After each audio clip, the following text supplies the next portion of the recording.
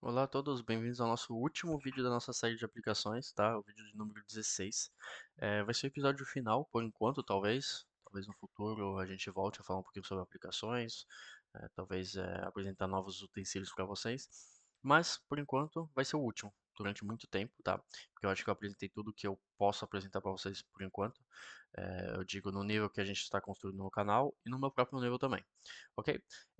Então, pro último vídeo eu vou terminar com um teorema bem interessante, bem legal. Um teorema que foi, vamos falar, surpreendente na época, de novo, né? Mais uma vez Cantor fazendo a magia dele, que é o teorema de Cantor, né? Que diz que para todo conjunto X, o cardinal de X vai ser estritamente inferior ao cardinal do conjunto de partes de X, tá? É, isso daqui obviamente, quando a gente fala de cardinal, a gente está falando de conjuntos finitos, né? Mas ele se mantém também para conjuntos infinitos, tá? E conjuntos contáveis ou não contáveis, pouco importa, mas conjuntos infinitos também se mantém, tá? Só que a noção de cardinalidade se perde um pouco, né? Porque é bem difícil de definir, como eu disse, né? Então, o teorema ele é bem simples da forma que ele é escrito. Eu vou reescrever ele de uma maneira e vocês vão ver que o teorema em si é fácil de demonstrar, só que ele precisa de uma ideia, e que foi a ideia mágica de Cantor, que eu vou apresentar para vocês, ok? Ok, primeiramente, antes de começar a demonstrar, eu vou reescrever esse teorema, né? O que que significa que o cardinal de x é estritamente inferior ao cardinal do conjunto de partes de x? Isso basicamente implica, no caso implica, é equivalente a dizer que se x é um conjunto, se x é um conjunto, não existe uma sobrejeção de x em conjunto de partes de x. Ok? Basicamente é isso. Se o cardinal de x é estritamente inferior ao cardinal do conjunto de partes de x, é porque não existe uma aplicação sobrejetiva de x no conjunto de partes de x. Isso significa o quê? Que a gente não pode cobrir o conjunto de partes de x com os elementos de x, né? Porque uma sobrejeção diz que todo elemento possui pelo menos um antecedente, mas se ele é estritamente inferior é porque não podemos cobrir todo o conjunto de partes de x, tá? Então, essa é uma equivalência a dizer que o cardinal de x é estritamente inferior, né? E com essa daqui que a gente vai demonstrar o teorema, porque a gente vai demonstrar que não existe uma sobrejeção, ok? Primeiramente, eu vou demonstrar no caso finito para vocês, que talvez eu já tenha feito isso antes, mas vocês vão ver que é bem simples, né? Porque se a gente considerar um conjunto X finito, isso quer dizer que ele possui uma cardinalidade, né? O cardinal vale algum número natural. Então temos que o cardinal de X igual a um n, e esse n pertence aos naturais, ok? Isso é a definição de um conjunto finito, vamos dizer, né? E se vocês lembram do vídeo do conjunto de partes, né, na série de aplicações, a cardinalidade do conjunto de partes x é 2 potência o cardinal de x, tá? Porque é o número de combinações possíveis que a gente consegue fazer, né? Dentro do x. Então seria 2 potência n, ok? E vocês sabem claramente que n é estritamente inferior a 2 potência n. Então isso implica que o cardinal de x é estritamente inferior ao cardinal do conjunto de partes de x. Ok? Então, bom, no caso finito é simples, tá? Porque isso é uma definição de cardinais e a gente sabe que n é estritamente inferior a 2 potência n. Então, isso é bem simples. A magia desse teorema é que ele se mantém em caso infinito.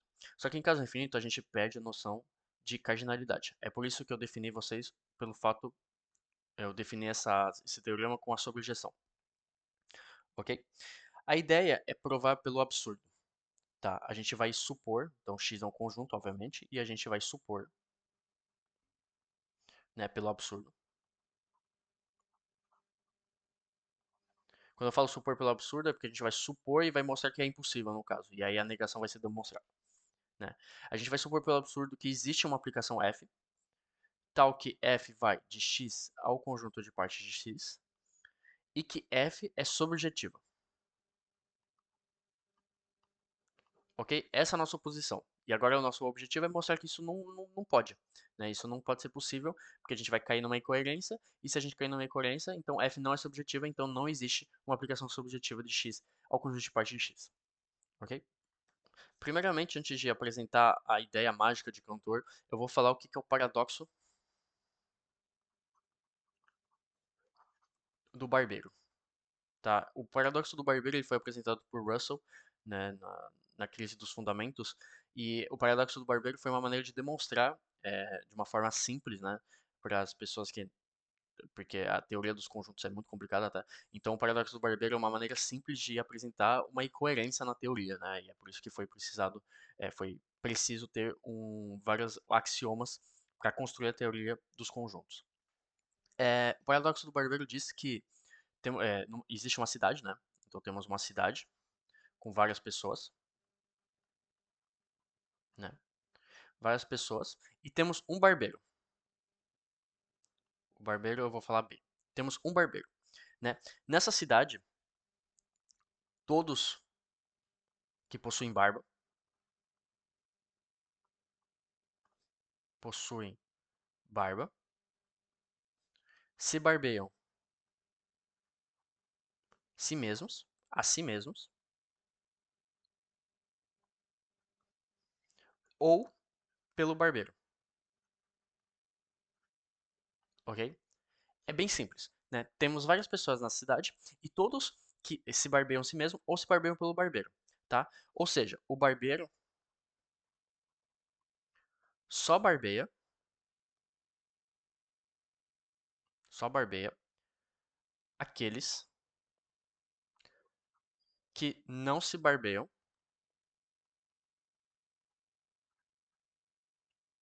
a si mesmos.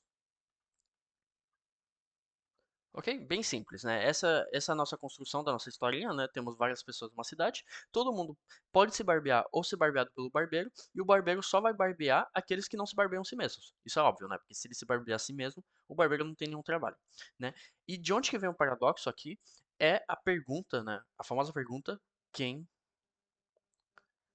barbeia o barbeiro? Tá? Essa é a pergunta paradoxal. Quem que barbeia o barbeiro, né? Porque o barbeiro ele pode se barbear a si mesmo, né? O problema é que o barbeiro, ele só barbeia aqueles que não se barbeiam a si mesmos, entendeu?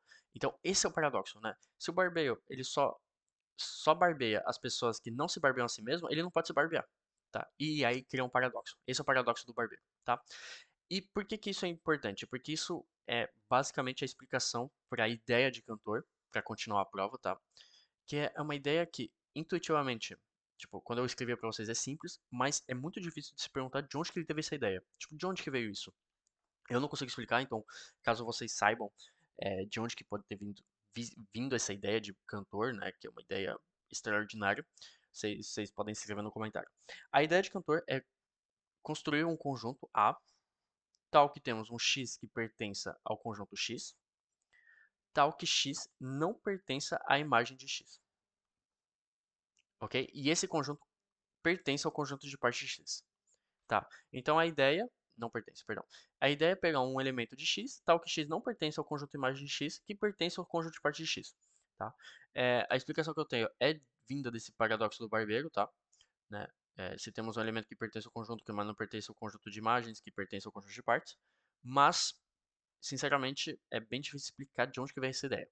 Mas esse é o conjunto que ele construiu, e vocês vão ver que isso vai funcionar muito bem, ok? A ideia aqui é supor que existe um y que pertence a x, tal que f de y igual a, tá? Isso é uma caracterização da subjetividade, tá? Suponhamos que temos um y que pertence a x, tal que f de y igual a. Então, isso daqui cria uma disjunção de casos. Vamos ter dois casos que a gente vai tratar diferentamente. O primeiro caso é se y pertence a A. Quer dizer, não pertence a A. Não, vou falar pertence a A primeiro. Pertence a A. Se y pertence a A, isso quer dizer que y não pertence a f de y, por definição, né, da nossa caracterização de A. Só que f de y igual a A. Então, isso implica que y não pertence a A. Vocês veem que temos uma incoerência, né? Se y pertence a A, y não pertence a A, isso daqui é um absurdo. Ok? O próximo caso é se y não pertence a A. Né? Se y não pertence a A, isso quer dizer que y pertence...